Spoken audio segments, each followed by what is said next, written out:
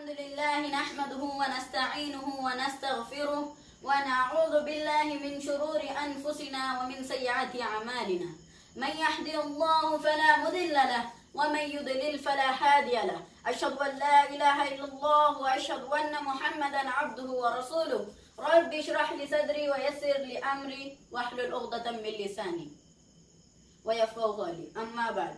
अस्सलामु अलैकुम व रहमतुल्लाहि व बरकातुहू। आज मेरा उन्वान है कि नमाज के हालत में हम क्या चीज कर सकते हैं और क्या नहीं कर सकते हैं। मैं आपके सामने 5 पॉइंट रखूंगा। चलिए आगे बढ़ते हैं। पहला पॉइंट, नमाज के हालत में फोन का इस्तेमाल कैसा करें, मतलब फोन आया तो क्या करें। नमाज के हालत में फोन आता है, इमाम साहब तो पहले ही बोल देते फोन बंद कर दे अपना, लेकिन कुछ लोग बाद में आते सुनते नहीं, मिसिंग हो जाती उनमें। तो फोन आता है लोग का, फोन आया बाद लोग कट कर देते हैं, ये दुरुस्त है, कट करना दुरुस्त है।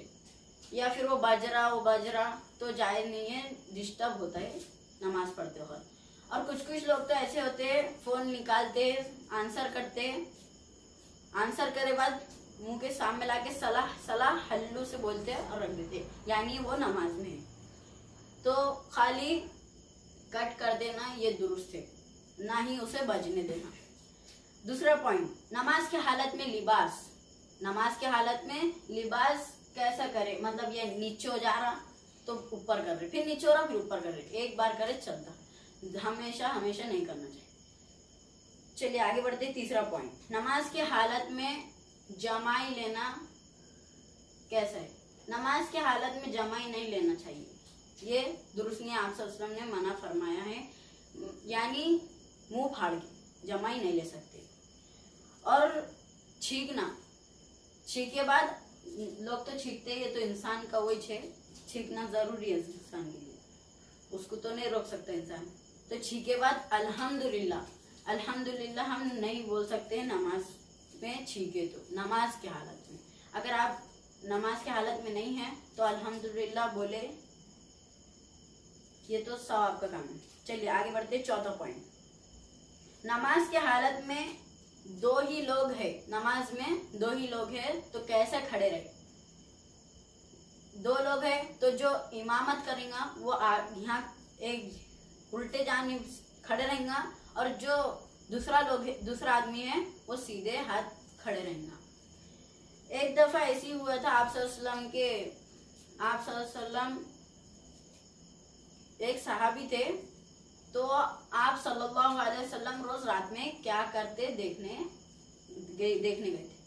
तो उन्होंने देखा कि आप सल्लल्लाहु अलैहि वसल्लम ने वजू करे, फिर उन्होंने वजू करे, फिर आप सल्लल्लाहु अलैहि वसल्लम नमाज के लिए खड़े होने लगे, तो उन्होंने भी नमाज के लिए खड़े हुए।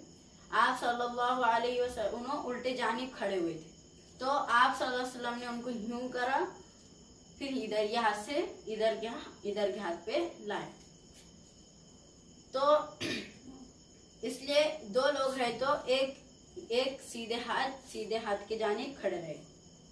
और इस पे सवाल उठता है कि 2 लोग खड़े हुए नमाज को, और कोई 1 लोग आ गए, मतलब सब बन सकती है, तो इमाम को इशारा करे कि वो आगे सर के थोड़ा सा उनको पीठ से ढक ले, आगे सर के, ऐसा नहीं ढकल दे, अदब से एहतराम से यूं ढक ले थोड़ा, तो इमाम आगे बढ़ जाए सर। एक ऐसी वाकया हुआ था, एक इंसान कोई तो भी एक शख्स है, वो गुजर रहे थे गांव से, ऐसी नमाज चालू थी, तो उन्होंने देखा कि 2 ही लोग हैं, अब क्या करना। इन्हों डर गए थे, इन्हों बोल रहे अब मैं तो रिस्क नहीं लेने वाला, मैं रिस्क नहीं लेता, इस पे अपन खड़े हो जाएंगे यहाँ पर, अगर अपन इनको धक्का दे तो बाजू वाला अपने पे घूरते बैठेगा, अपन नहीं कर।